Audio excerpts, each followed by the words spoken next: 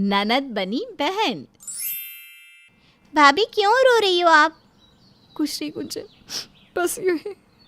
कोई तो बात है, मुझे बताइए, मैं हूं ना भाभी।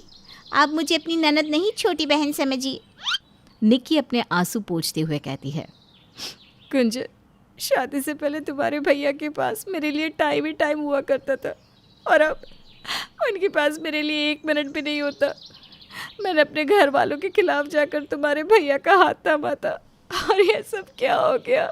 गुंजन निक्की को गले लगा लेती है। निक्की और अरुण एक दूसरे से प्यार करते हैं। अरुण दिन भर निक्की के साथ बातें करता रहता है और उसे अपना पूरा वक्त देता है। दोनों हर जगह साथ रहते हैं, साथ घूमना फिरना, साथ ही खाना पीना और कॉलेज भी साथ ही। निक्की, एक बार मेरी शादी तुमसे हो जाए, तुम जो कहोगी मैं वो करूँगा। जहाँ बोलोगी वहाँ तुम्हें घूमने ले जाऊँगा। मैं तुम्हारे बिना नहीं रह सकता निक्की। मैं भी तो तुम्हारी होना चाहती हूँ। अरुण का दीवानापन निक्की के लिए इतना बढ़ जाता है कि वो अपने घर में निक्की के बारे में बता देता है। बेटा, तो फिक्र मत कर, कॉलेज पूरा होते ही मैं तुम दोनों की शादी करवा दूंगी। बस माँ, इसी महीने कॉलेज ख़त्म हो जाएगा। तुम जैसे भी हो मेरी शादी करवा दो। मैं निक्की के बिना एक पल नहीं रह सकता। सीमा कॉलेज खत्म होते ही निक्की और अरुण की शादी करवा देती है। इस शादी से सभी बहुत खुश होते हैं। शादी के अगले ही दिन अरुण निक्की को सरप्राइज़ देने के लिए उसके हाथों में 2 टिकट रख देता है। निक्की अरुण का चेहरा देखने लगती है। ऐसे क्या देख रही हो? हम शिमला जा रहे हैं। सच में? तुम्हें मेरे दिल की बात कैसे पता चल गई? अब प्यार में इतना भी ना समझ पाया तो बेकार है। दोनों खिलखिला उठते हैं। दिन यूं ही बीतने लगते हैं और इसी तरह पूरा 1 साल बीत जाता है और उनकी एनिवर्सरी आ जाती है। निक्की मन ही मन सोचती है, लगता है इस साल भी अरुण मुझे सरप्राइज़ देगा, जैसे शादी से पहले दिया करता था। निक्की पूरे दिन तैयार होकर अरुण का इंतज़ार करने लगती है। दिन से रात हो जाती है। थक कर निक्की अपने कपड़े बदल लेती है और उस रात अरुण 12 बजे के बाद आता है और बिना निक्की से कुछ कहे सो जाता है। अरुण हमारी एनिवर्सरी कैसे भूल सकता है? हो सकता है वो काम में भूल गया हो। निक्की अपने दिल को किसी तरह मनाती है और रोते हुए सो जाती है। अगली सुबह भी अरुण बिना कुछ कहे घर से निक्की के उठने से पहले ही चला जाता है। अब धीरे धीरे अरुण अपने काम में मशरूफ़ रहने लगता है और निक्की को वक्त देना बंद कर देता है। एक रोज़ निक्की अरुण से कहती है, अरुण बहुत दिन हो गए, हमने साथ में वक्त ही नहीं बिताया। चलो ना मूवी चलते हैं, जैसे कॉलेज बंक करके हम जाया करते थे। क्या यार, तुम भी ना घर पर ही देख लो, मैं कहीं नहीं जा सकता हूँ, मुझे टाइम नहीं है। अरुण के मुंह से ये बात सुनकर निक्की को बहुत बुरा लगता है। अब ससुराल में वो अकेला महसूस करने लगती है। कहीं मैं अरुण को गलत तो नहीं समझ रही हूँ? ये भी तो हो सकता है कि अरुण किसी काम में फंसा हो, उसका दिमाग कहीं और होगा। कुछ दिनों बाद मैं फिर से अरुण से बात करने की कोशिश करती हूँ। कुछ दिनों के बाद निक्की अच्छे से तैयार होकर अरुण से कहती है, अरुण, आज हमारे कॉलेज के फ्रेंड्स का गेट टुगेदर है, हम लोग चल रहे हैं शाम को, साथ में जाएंगे तो सब हमें एक साथ देखकर चौंक जाएंगे, कितना अच्छा लगेगा ना? क्या तुम बिना बच्चों की तरह बातें कर रही हो? शाम को मेरी मीटिंग है, तुम चली जाना। अरुण नाश्ता करके चला जाता है। निक्की शाम को अकेले ही जाती है। उसे अपने दोस्तों के सामने शर्मिंदा होना पड़ता है। इसी तरह दिन बीतने लगते हैं और उसकी आखिरी उम्मीद भी टूटने लगती है। अरुण ना ही निक्की के साथ कहीं जाता, ना ही उसे घर में वक्त देता। इन सब से दुखी होकर निक्की सोचती है, अब इस रिश्ते में रहकर कोई फ़ायदा नहीं है, मैं अरुण को तलाक दे दूँगी। और फिर निक्की फूट फूट कर रोने लगती है। भाभी क्यों रो रही हो आप?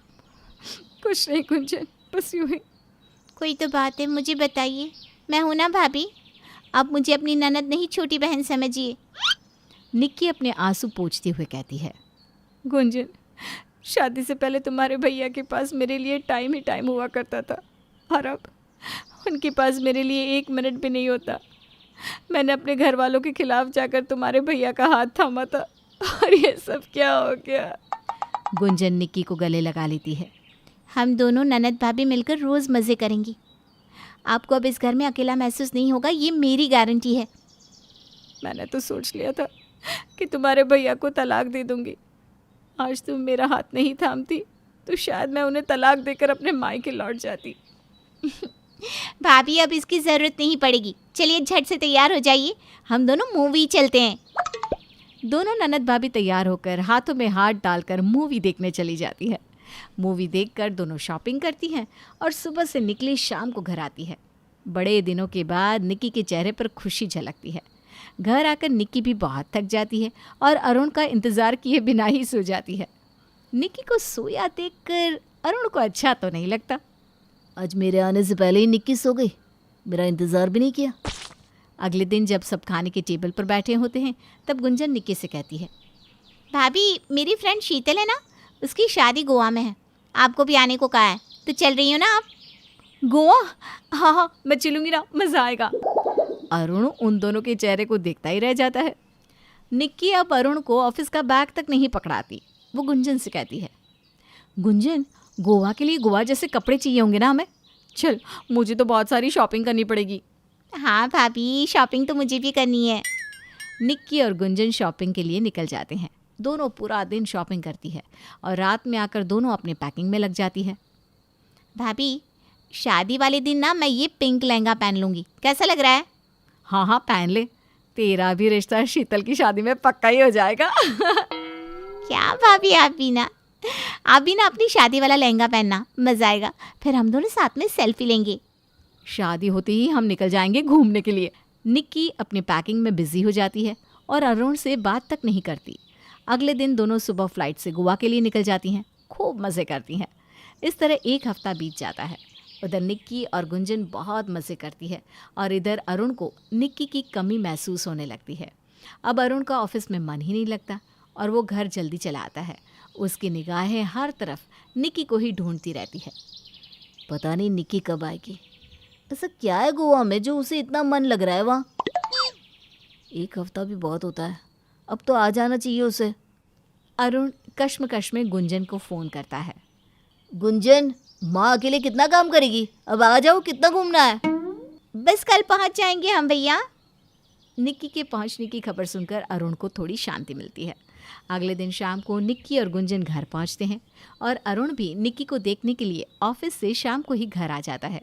निक्की को देखते ही अरुण को शांति मिल जाती है और वो निक्की से बात करने की कोशिश में लग जाता है। मैं पिज़्ज़ा ऑर्डर कर देता हूँ, तुम लोगों को भूख लग रही होगी ना? नहीं नहीं भैया, मुझे तो नहीं खाना। अरे तुम्हें नहीं खाना तो क्या निक्की को भी नहीं खाना? मैं ऑर्डर कर रहा हूँ। निक्की अरुण से कुछ नहीं कहती। वो अपने कमरे में चली जाती है। थोड़ी ही देर में पिज़्ज़ा आ जाता है। अरुण पिज़्ज़ा को कमरे में ले जाता है जहाँ निक्की नहा धोकर बैठी थी। तुम्हें पिज़्ज़ा बहुत पसंद है ना? तुम्हारी पसंद का ही ऑर्डर किया है विथ एक्स्ट्रा चीज़। अब मेरी पसंद बदल गई है अरुण। इतना कहकर निक्की सोने चली जाती है। अरुण फिर उसके पास जाता है और उसके सिर पर हाथ घुमाने लगता है। मैं बच्ची नहीं हूँ, छोड़ो, इन सब की ज़रूरत नहीं है। ये क्या कह रही हो तुम? वही कह रही हूँ जो तुमने कहा था। तुम्हें ही वो पहले वाली निक्की पसंद नहीं थी ना, तो अब निक्की बदल गई है। निक्की की बातें सुनकर अरुण की आंखें छलछला जाती है। मुझसे गलती हो गई, मुझे माफ़ कर दो निक्की। मैं समझ गया हूँ मैंने तुम्हारे साथ सही नहीं किया। क्या हम पहले की तरह रह सकते हैं? निक्की की आंखें भर आती है और अरुण निक्की को हक कर लेता है। अब निक्की और अरुण का रिश्ता पहले की तरह हो जाता है और गुंजन के सपोर्ट के कारण निक्की का घर बच जाता है।